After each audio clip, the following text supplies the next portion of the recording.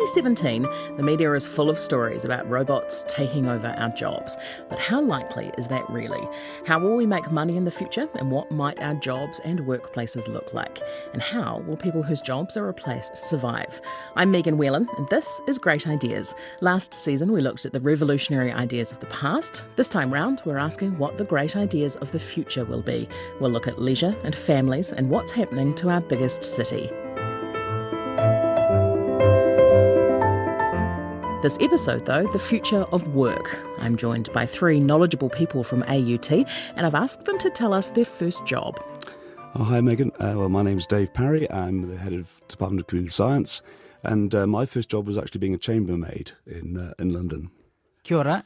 Jared Howe. I'm a professor of human resource management. My first job was the traditional delivering pamphlets. And I'm Stephen Neville. I'm Head of Department for Nursing and the President of the New Zealand Association of Gerontology. And my first job was working for a racehorse trainer. Mucking out stables and things like that? Yep, you got it. So two of those jobs, at least, feel like jobs that couldn't possibly be replaced. Chambermaid and mucking out stables. Both of those things, it feels like getting a robot. Well, I suppose you could get a robot to clean a room. Yeah, you could. I mean, one of the things is that you change the room to fit the robot as well as changing the robot to fit the room. And I think that one of the things that people got very good at is changing their behaviours according to technology. And I think that the key indicator of that is the fact that nobody on this planet ever turns up on time for anything anymore, because you can always text to say be 5 minutes late. This is the second recording of Great Ideas, and this is the second time people have complained about people being late because of smartphones. This appears to be some kind of rash of unpunctuality. Yeah, I think so. The other thing, though, I think it also deals a lot with social anxiety as well. So what you do when you're not talking to somebody is you play with your phone. But I think one of the things that we do very well as humans is start to adapt to technology that's present in our homes and in our workplaces. And we do that in ways which maybe the designers didn't anticipate. You think of all the ways that people use toasters to sort of dry gloves out and things like that.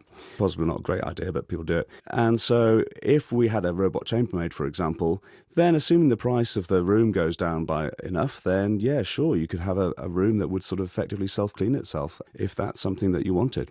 They can mechanise training racehorses, though. They'll put them on an automatic walker or... They do that now. Yeah. So, I mean... Yeah, it's no different really. Although the whole idea of, already in house cleaning, you've got those motorised vacuum cleaners. Mm-hmm. You've got to be careful. A friend of ours had one going, and they had a new puppy, and it pooped on the floor. And of course, the motorised vacuum cleaner picked it up and spread it all around the house. So I think you'd have to be pretty careful. Yeah. And I guess this is the one of the articles I was reading and preparing for this, Jared, was this idea that actually the way to survive the coming robot apocalypse is actually for people to become more human. So robots can do all the things, but there's going to need to be people to exercise judgment about not picking up the poop and spreading it all over the floor. Although an IT person would probably just suggest we just need to write a better algorithm for the robot. You know, if X equals poop, do not clean. So the human side of thing is important. I have done research on people and their fear of the robot apocalypse, as you've called it. Less anxiety out there than we might otherwise think. Just so you're in the minority, although you might be you might be a smart minority. I don't know. So do people think robots are going to take over their jobs? About 10 to 15% was out. So that's in New Zealand, and we've done similar research in Australia and America, and a similar proportion, fairly small thinking, maybe my job could be replaced. Ironically, what we've found is on the one study that's looked at a whole number of professions, those that are most likely to be replaced, those people that think it's impossible that their job will be replaced. I'm a bartender. I create things. I'm a psychologist. I'm a relationship advice person. And there are already robot bartenders in Japan, for example. And those jobs that are far more human orientated, those are the thinkers who are aware, at least a little bit in their mind, maybe robots will take my job. And they're actually over worried about it. You know, the CEOs, for example, they're like 0.01% chance of being replaced, and yet we find kind of they think maybe 10-20% chance of being replaced. Are people comfortable with the idea that they're going to be replaced? Do they want that to happen? Because I can see there are parts of my job that easily a bot could do. So I read the Facebook comments for a living, for example. Facebook could absolutely create a bot that would read the Facebook comments for me. Actually, absolutely certain Facebook has already built this technology, just haven't released it. So that part of my job, totally happy for them to do. Lots of parts of my job I'd be a bit like, I don't want a robot to do. Like, I like doing that part. So even though it's small, those who are worried about job replacement through robotics or technology or AI are more likely to be anxious and depressed and like their job less and think about changing jobs. And if we're trying to secure scarce human resources, that's actually not a good thing. We don't want people leaving thinking, oh, you might replace me with a robot, when that may not be the employer's perspective at all. It feels like, and actually there was a New York Times article in 1992 that pointed this out, that about 1970 in the US, the hours of work went up, had started going up. After World War II, people talked about the fact that everyone would go down to working 35 hours a week. We have not done that. The idea was that we would have far too much leisure time and we'd all lose our minds because we'd be bored and wouldn't know what to do, which we already discussed in the leisure episode of Great Ideas. But what's going to happen, I'm going to throw this at you, Stephen, what's going to happen here are as technology improves and robots can do things, or technology can do things, are we going to work less, or are we just going to fill up our work time with more stuff to do? Well, I mean, I'll answer as a head of department is that I think that there are lots of pressures for staff around, for example, being research active. So the stuff that robots, if you like, or bots can actually do as part of a lecturer's job will free them up to do other things. But I mean, I think you have to also think about the consumer at the other end. So if we look at education, for example, students do actually want us to be more technologically savvy and have less presence in a classroom to a certain extent, but then they do actually want us to be available should they actually want human contact, so I think that that's really important. Could you design an algorithm to mark essays? People already do. Yeah. Some of the graduate entry essays that are in the States are now machine marked. And there will be some samples taken out, but most of them will be marked by machine. And so how does that work? Okay, so of course one of the first things you do is you don't tell everybody how it works because then you build another machine to write the essay that right. gets with. But effectively what it's looking for is complexity of structure. And so they're looking at the structure of the essay, looking to see that you appear to be building up arguments, that the words that you're using seem to be appropriate to what you're talking about, and then you've got a sort of conclusion structure and some sort of debating structure in the middle. And in fact, that can fit the human marker very, very well, and they're pretty much as good as human markers of that sort of thing. Because there is apps on the internet now that you can get to check your grammar, for example. I think is it Grammarly that Yep, you absolutely. can get to. I know some of the journalists here use it every once in a while to pass their stories through to make sure that they are using the right grammar. Does that mean we're going to lose the ability? Are people losing the ability to do that for themselves?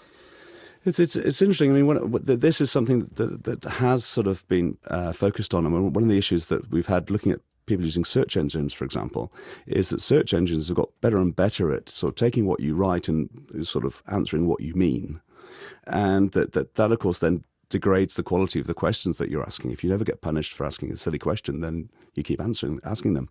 However, I think that language is particularly interesting because in many ways the complexity of language for grammar is that we know instinctively what the rules are, we just don't know how to express them and we don't know how to apply them maybe in very novel situations. So if there are a set of rules, then computing is a very obvious way to go and automate that. If you can write down the rules, then we can automate it. You should still know how to use an apostrophe. Jared, you mentioned that the people who are most likely to have their jobs replaced are the ones who are not worried about it. Who are those people? What are the jobs that are most likely to be replaced? So service sector, so obviously fast food operators, and we already see that. We go into the shop, we do it on a screen, we scan our Visa and we just, it gives us a number. I don't know if it needs a number. Surely I can scan it and it'll go har. And up comes the har order and I just go and get it, not 4-1. Oh, I got the number wrong. Or scan your face and the computer can just point it at the right person. And I think in the future we'll see I'll walk near McDonald's and it'll say, actually, we're in the 11:30 to 1:30 range that Jared eats. And Jared, are you ready to put your order in? And I'll go, oh, yeah, okay. Yes, ding. And so by the time I walk in the door, my order's already there because it did it 3 minutes out. because the technology is now helping me make decisions. Don't get me wrong, I'm not saying eating McDonald's daily is a good thing, but it could be. We'll get that in the Future of Food episode. So, I mean, we already have that. I know my phone knows what time of the day I might catch the bus. So when I do that thing where I swipe down on my phone and it suggests apps to me, it comes up with the Metlink app because it knows that I might be looking to see what time the bus is. I genuinely find that terrifying. Yeah. So the phone's an interesting one because Foxconn, that makes most of our iPhones and Samsung phones in China, replace 60,000 of their 110,000 workforce with robots to help do all those horrible little tiny tasks. those production line jobs that was just screeds of people, and now we have robots doing those things. And interestingly, when they first announced it, they said, we're not getting rid of those 60,000 workers, we will work to find other places for them. And then 6 months later, I read the latest press release saying, yes, they are all gone. They're all and gone. They have lost their jobs. Not, Sorry. we have not found. Because I was thinking, it's pretty hard to find 60,000 other jobs. So service workers.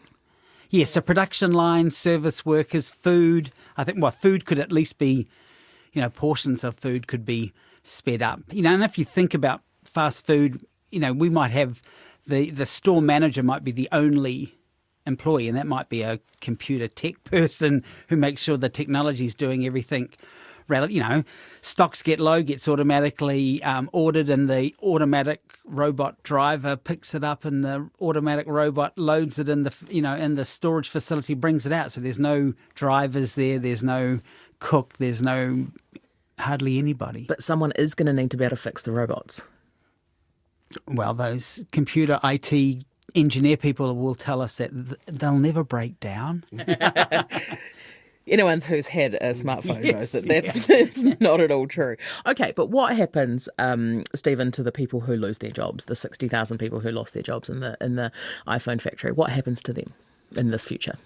Well, I suppose it's exactly the same in terms of things like older workers, for example, is that we actually do need workers, and it's about reskilling, retraining, providing people with other opportunities for employment. And I think that there will always be opportunities for employment. And if you look in terms of health, for example, robots are already being used in residential aged care facilities really successfully, but you still need that person-to-person contact, that touch, and caring, and some of those central components of caring. So I think that there will always be work. Robots are also used a lot in healthcare, not robots, actually technology generally, remote operations and all those sorts of things that has greatly improved the quality of healthcare. I think from a healthcare point of view, the important thing at the end of the day is consumer or patient safety. So if we can develop mechanisms and algorithms and all of that kind of stuff so that at the end of the day, the person that's receiving care or some technological assistant is safe. I was at a talk a while ago at a conference, and they talked about the fact that we're not really that far away from being able to remotely diagnose someone. So you do yourself a blood test, and the blood test can tell what's wrong with you, and then remotely prescribe medication for you. So or develop a system whereby, in fact, the water that you drink out of the tap in your house would have the medication in it that you need, or something along those lines. So, are we going to get to a situation where there's a vending machine for your healthcare and you will never need to go and see a doctor? Well, just picking up on the point around the whole remote diagnosis, I think that that's a fantastic technological advance, because it means that people that live in rural and remote areas can easily access healthcare and get really timely interventions. So, I think any of those technologies are great technologies that we should be embracing going forward. But we'll still need people at the end of it to be able to provide that kind of human-to-human touch and connection. There is, though, Dave, with something like that, tremendous privacy and security issues. around something like that. Absolutely. And I think that one of the issues that I think we are going to have to deal with time going by is what does privacy mean? So as you said yourself about, your phone knows that you're going to get the plane, so it starts nagging you to get out of bed sort of thing. To what degree are we prepared to sacrifice what we think of as privacy? Or do we have to change what we mean? Do we have to say, instead of saying that privacy is a sort of absence of knowledge about others' activities, but privacy is actually an acceptance of others' activities. That it, yeah, sure, I can find out what you're doing, but I can't tell you off about it, or I can't criticize you socially for it. Because ultimately, all these systems collect data about people, which if you're clever and you put it together, you can build a very detailed picture of how people are behaving. I think one of the things that's very interesting at the moment is if you look at the big providers like Google and Facebook, is that they've sort of captured all this data without really being challenged on it at all. And so this data is immensely valuable for people themselves, but also for other companies. And yet we're allowing these sort of walled gardens to keep it, and they don't release it for research anymore. And they certainly don't sell it or allow governments to see it. And I suspect that in the next 5 to 10 years that governments will start to actually look at this and say, well, look, actually we need to either have competition or we need to enforce sharing of data. That is also going to work against that model of privacy, because we still have this idea of privacy being an organization or a person knows something about you. Now, if this organizational person is just adding to this sort of cloud of knowledge about you, who's responsible for that privacy? Well, I actually think that it's already started to change. So privacy to me always meant the things I allowed other people to know. So when you talk about Facebook privacy, oftentimes you would talk about the things that you yourself put onto Facebook. Whereas I think what Facebook especially, but Google probably even more opaquely does, is they collect all this data, but we don't know where it goes. So we as a consumer have no concept of, I have no idea where my Facebook data is going. I know it's going to advertisers, not my specific Facebook data, but my, a woman in her 30s who clicks on these links. I think they've already started to change what we mean by privacy a little bit. Oh, look, absolutely. I mean, there's an awful lot of research in computing about this sort of thing.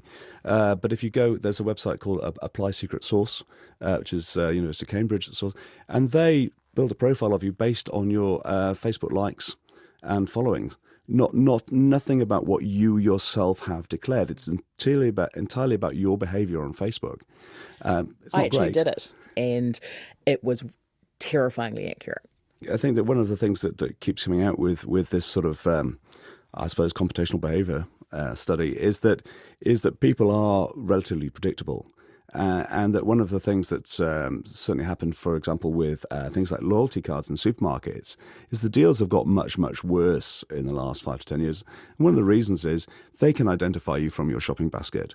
So people buy the same sort of stuff. And so these sort of machine learning techniques and sort of deep learning techniques can start pulling out individuals from a mass of data which you wouldn't necessarily see as private. It could even things like sort of your use of the bus or when you put the bin out, or all these other things can easily identify you. So we have to decide as a society whether we're going to keep this idea of privacy as you say, restricting what's shared directly, to whether there's a vagueness about people within this data cloud, or whether we just accept it and just say, we know a lot about you, but we're not going to comment on it. What might going to work look like in 50 years? I turn up at my office and I sit down at my desk and I log into my computer and I talk to my colleagues.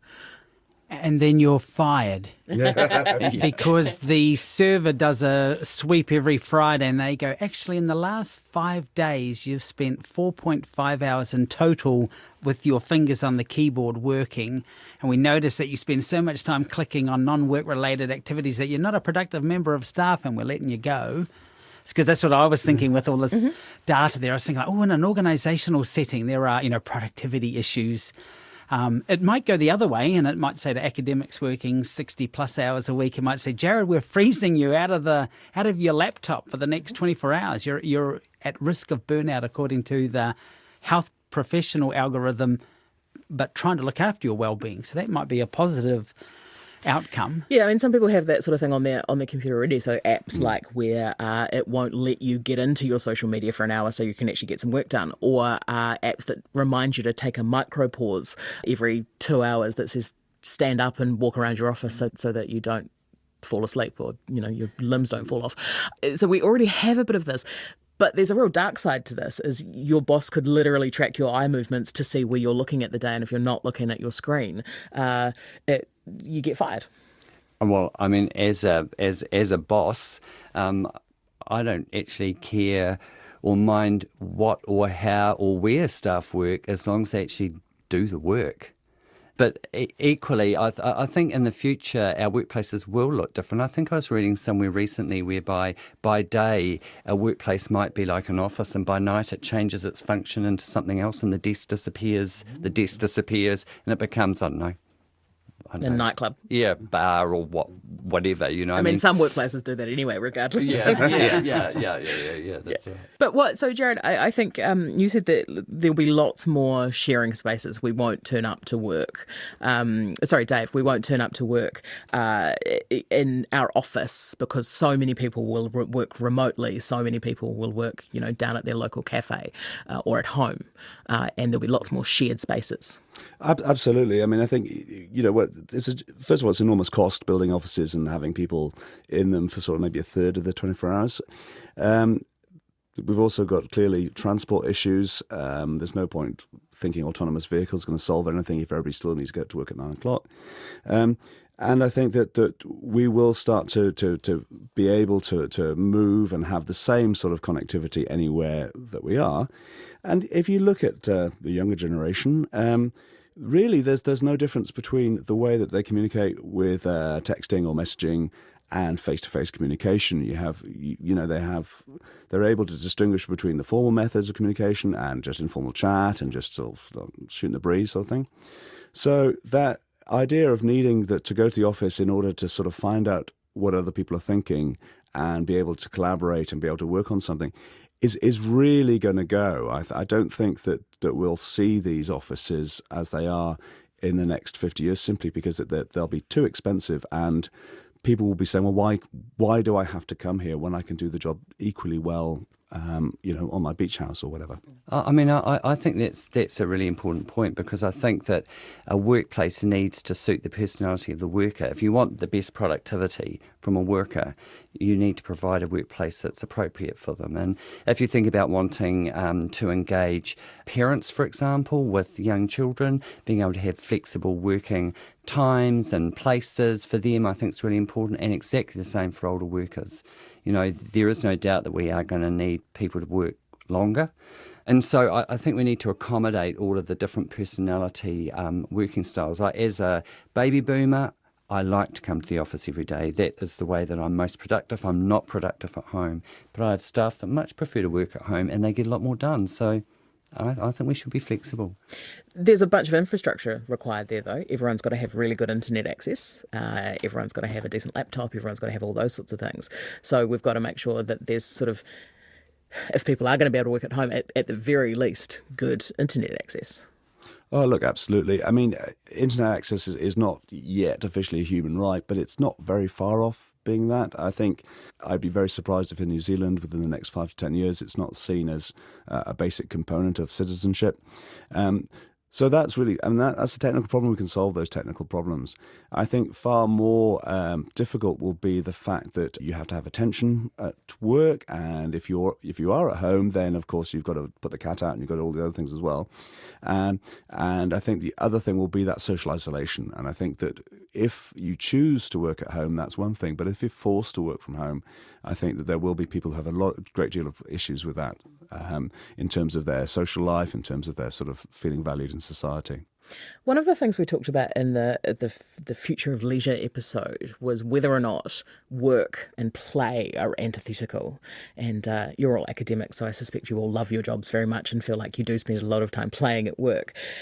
But if robots do the sort of jobs that we don't like, is there scope for more people to love their jobs, or am I being very Pollyanna about how this might work? I like it. I think that's a great point. If meaningful work is very important, and academics and nursing, for example, are professions where we might get lots of meaning in what we do. And if you could get rid of those horrible, inefficient meetings from an academic's perspective, and maybe 4 days worth of marking that probably tries every academic, and maybe if I'm just doing routine checking of the program instead, that would give you more time to do face to face online, what is it, an avatar meeting with students or whatever, better use of your time. Rather, I don't think my time is spent well marking 200 exams versus talking to 5 PhD students. Those are better things to do. So I think that's a great option to enhance meaningful work well-being from a worker's perspective, yeah. For someone who's not an academic, though, for someone who's a forestry worker, is the future that rosy? It might be for forestry workers because they have high death rates and dangerous places to work. So robots might even be, they may be a companion tool. It might be a safety tool that keeps you alive when your colleague accidentally chops the tree in the wrong direction and it falls on you or something, because those things do happen. So, but I agree, there are, these are where we are talking more the professional, I don't want to say professional elite, but the professional workers, I think, and those at the lower end of the skill and payment things. Fast food workers aren't going, yay, a robot's going to make my life better. No, they're going to make my life unemployed, and I'm going to have to. And there was a guy in the newspaper yesterday talking about his part-time career as a 23-year-old working in fast food restaurants. And I was thinking, gosh, at 23, poor guy. In Dunedin, he wasn't overly happy about that. So do we need, I guess, does the government or some kind of governance need to start thinking now about what's going to happen to those people whose jobs are going? I think so, definitely. I think that it's we can't expect that the sort of industrial model of working, which has been going for 200 years or so, is going to continue into the future. There simply aren't going to be these giant monolithic employers who have a requirement for sort of 20 people assorted to turn up and do stuff. We need to start thinking about how we're going to educate the population. I think one of the things that we do at the moment in education is basically we use it as a sifting process to get rid of the people who we can't take through to the next stage, and we need to optimally educate people, and then we also need to look at how we can support people so that we're not focusing on looking as though they should be parts of this big cogs of the machine, but somehow they failed it, so we've got to change what they're doing. I think there's a lot of opportunities for, and I hate the word, but artisanal type work, because once you start getting into that, so when you start looking at forestry or start looking at gardening or whatever, you can see that there'll be an awful lot of jobs available for people to go off and do sort of highly sort of personal, but yet not sort of enormously maybe skilled or in terms of long-term professional development jobs, which actually make people's lives better. So I would really like it if somebody came around and sorted out my vegetable patch, and did it in a way that was actually interesting and useful, and they had their creativity involved with that. Or you could stand there with your iPad showing them a video of your video patch because they're in Timbuktu, and they could say, oh yeah, okay, so what you need to do, you could have a conversation. They don't actually have to come around and sort it out. They can show you how to do it remotely. Or they get the drone to do it. Yeah. I was going to say, I've just couriered you through Amazon that parachuted in the package that has the drone. It'll actually unpack itself for you, and I'm feeding its commands by looking at your live stream and going, actually, and I haven't even bothered with your iPad. I've just connected into your security camera and just turned it onto the patch and said, hey, just give me access for 24 hours because that's all I need, and I'll ask for access in a week's time when I think my program's done. Because once I've got a drone in there, it'll have live feed. I'm just tapped into your internet, by the way. Thank you very much. See, you sound really chirpy saying all of that, and I'm just sitting here going, this all sounds terrifying. I've read too much dystopian fiction. Yeah, yes. Stephen, what do employers have to think about? What do they need to be thinking about in 2017 going forward into the future? I just said going forward, forgive me. I think employers need to be flexible. I think they need to be innovative. I think they need to listen and understand the other generations that are going to be coming forward. I think they need to be open to other possibilities, which includes the use of technology. Because I think working today, technology has enabled us to provide far more complex services, and I'm thinking of this in terms of health, for example. And so the role, my discipline background is as a nurse, so the role of a nurse and the things that a nurse will see and experience as part of their working day, I think is quite stressful. And so being able to have a resilient workforce, a flexible workforce, and a workforce that likes what they do, I think is really important moving forward. What do employees need to think about, Jared? I got one caveat on the employer and the technology is, so for example, the robots are making our iPhones and Samsungs. They're reducing the cost of labour, and yet the price of those products keep going up. So technology is being used from a capitalistic perspective to make more money for shareholders, not to make our products cheaper for consumers. So I think there's that caveat in there. So I think a good employer should also be considering the well-being of employing humans and thinking, this is a societal good. So we should celebrate the fact that Air New Zealand and the warehouse have 10,000 plus employees. And we should be saying, doing a great job, and please keep employing those humans and keep our citizens working, paying tax, keeping them mentally healthy, because I think those are important things. And if everything became too technology-wise, we will have less employees, and that may be a societal issue.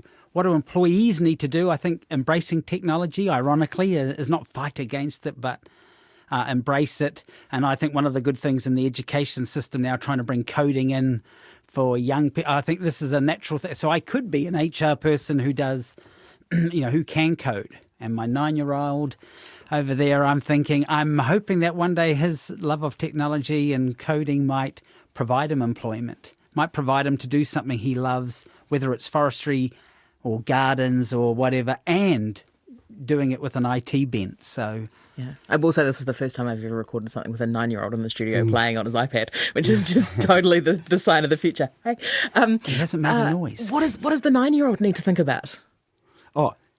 Be flexible, be interested. And I think that the one of the things that's going to happen is that already in the world of sport, everybody's aware that there's always somebody better than you, unless you're Usain Bolt. So you have to be focusing on things that you can do and that you're good at and that you're interested. That the general, I've done generally well in lots of different areas, but I've got no passion, is going to start looking very, very stale in the future. I think you have to start finding your niche or niches as early as possible, and then accept the fact that all of the knowledge in the world is actually available to you at the press of a button. So you can't argue that you can't get access to this knowledge anymore. So get passionate about things and work at things that you would like to do and that you'll be good at. And also making sure that people have the choice in some way that if they can't make a living at their passion, that they have a job that they can make a living at and do their passion outside of work. Yeah, that's right. I think it's going to be... I do think, though, that the governments and the society are going to hit this big issue with just simply the number of people who are going to not really be required. If you look at, certainly my average day in terms of the number of emails I get, once you can get a reasonably smart email answering system, a lot of those are just going to disappear. Now, a lot of people spend a lot of time on those emails, and I think that the sort of traditional office work of looking at documents and making a comment and sending it back can be automated fairly easily. I've come completely around with the suggestion that we could get rid of email.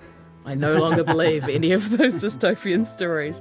My thanks to Stephen Neville, Professor Jared High and Associate Professor Dave Parry. Great Ideas is made in collaboration with AUT. Our sound engineer was Rangi Powick and our executive producer is Tim Watkin. I'm Megan Whelan. You can find more great RNZ podcasts at rnz.co.nz on iTunes, Spotify or wherever you get your favourite podcasts.